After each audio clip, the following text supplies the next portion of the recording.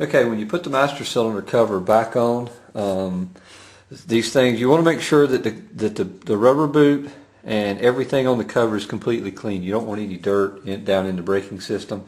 What I've done, I usually overfill the master cylinder a little bit. What you're going to have, I'll keep a rag, and as you slide it in, it's going to push some fluid out. I don't worry about that. What I like is I don't like to have any air in there, and this generally forces out all of the air. From there, you're going to tighten your screws. Just hold the rag on it just to keep brake fluid from going everywhere, and get the screws tight. You waste a little bit of fluid, but I feel like it definitely makes a difference. Tighten your screws up. Remember, these things are just going into aluminum. It's a fairly small screw. You don't want to over tighten them and strip the threads out. Just good and snug is all you need.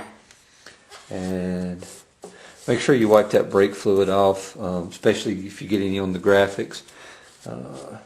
It can mess the graphics up a little bit, but okay.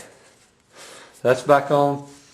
Now what we're going to do is we're going to just hit the brakes a couple times. I want to bleed them off. Sometimes by putting the cover back on with a lot of fluid in there, it'll build just a little bit of pressure.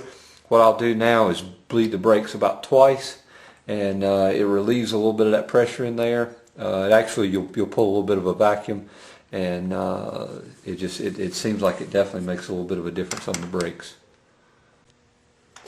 Okay, so here we'll bleed the brakes out just a couple times. Make sure you don't let up off that brake lever until you've closed off the bleeder screw.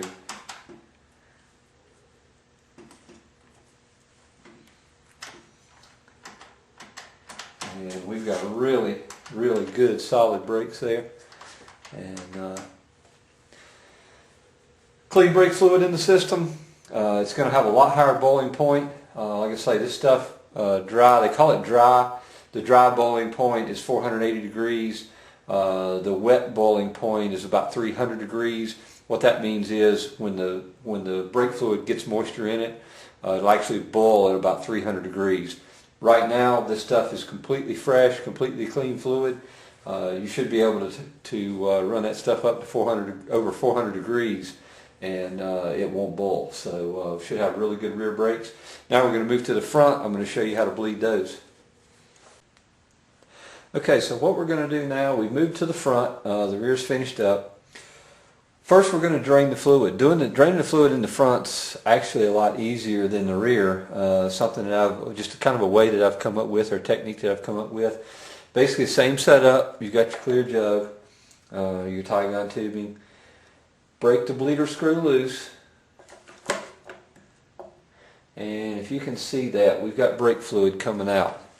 You're going to have your brake fluid's going to come out of the tube. You're going to have to watch it really close because it's going to come out pretty quick. So what we do is we keep an eye on that, and you're going to want to watch your master cylinder because basically you're just draining the fluid straight out of the master cylinder. Alright, now with your bleeder screw open, you want to keep a really close eye on your master cylinder. You can see that the brake fluid right now is actually going down in the master cylinder. It doesn't drain it out really, really fast, but you definitely need to keep an eye on it. Typically what I shoot for is don't let it get completely empty. You don't want it sucking air. If it does, man, you're going to have to start all over. You're going to have problems. Just keep an eye on it and just keep it topped up. What I like to see is I'll usually drain the master cylinder about 3 times, and just refill it, let it drain about 3 times, and that's generally you've gotten all the old fluid out. Now you've got good clean fluid in it, and at that point you'll be ready to shut the bleeder valve off, and then we'll bleed the front brakes on the bike. Okay, now this is where it actually gets a little bit tricky. You got to I've got long arms, so it makes it a little bit easier for me. Got the master cylinder topped off. What we're going to do now is bleed the brakes, just like you did the rear. Pump your brake lever a few times, hold it, crack the bleeder screw, tighten it up, and then pump the brakes again. A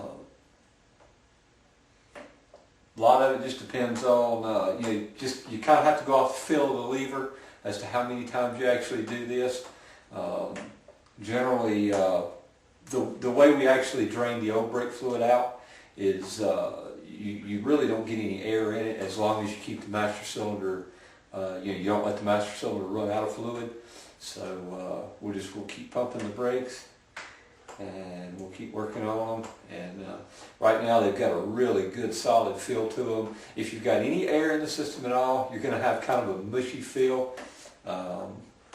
It's something that you should have a feel for how your brakes are, and if they've got a mushy feel to them, you should be able to tell that, and should be a matter of just bleeding the brakes out, getting all the air out of the system, and getting any dirty fluid out of the system, and you should have some really good brakes. And like I say, keep an eye on your master cylinder reservoir. You don't want that running out of fluid, and as long as you do that, you're good.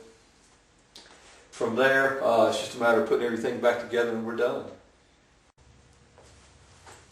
Okay, at this point you're going to make sure you top off your master cylinder with fluid. Just like on the rear brakes, I kind of wrap a shop rag around. I want to make sure that we don't get any brake fluid on the bike, and mainly graphics and anything that's painted. Slide your cover back on. Make sure everything's completely clean. Slide your cover back on. You will get a little brake fluid out of it. Run your screws in. Again, these are small screws. You're running them into aluminum. You really don't have to tighten them down too tight. Not good to strip the threads out of one of these. So there you have it.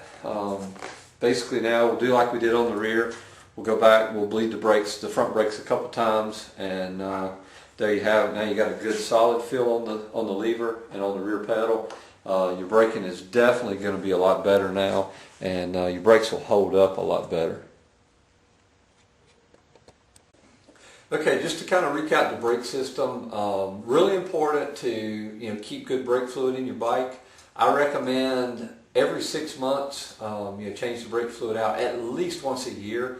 One of the problems that happens when you get moisture in the brake system, not only will it cause your brakes to fade as they start getting hot, the brake fluid tends to boil a lot quicker, but it'll also cause rust and corrosion in your master cylinder and brake caliper, and you're going to end up having to rebuild the thing. It's going to cost you more money. So it's pretty quick, pretty cheap. Not a lot involved with changing the fluid out and bleeding the brakes. So try to keep that done on a pretty regular basis. Another thing, I hope I've helped you out. If you have to replace, rebuild a master cylinder, caliper, change the brake hose out, you're going to be starting with a dry system. Use the syringe. Backfill the brake line, and push all the air out. It's a lot easier to do it that way. Saves a lot of time. Save you a lot of hassles. The bike that we did today, we actually got kind of lucky on it. It doesn't always work that way. I've had some that even backfilling them, you still spend 20-30 minutes bleeding the brakes to get all the air out, and you have a good firm pedal. Again, just be patient and take your time. Sometimes it takes a little more time than others, but just stick with it, and you get all the air out, and you have your brakes really good. So hope we helped you out today. Hopefully you learned something.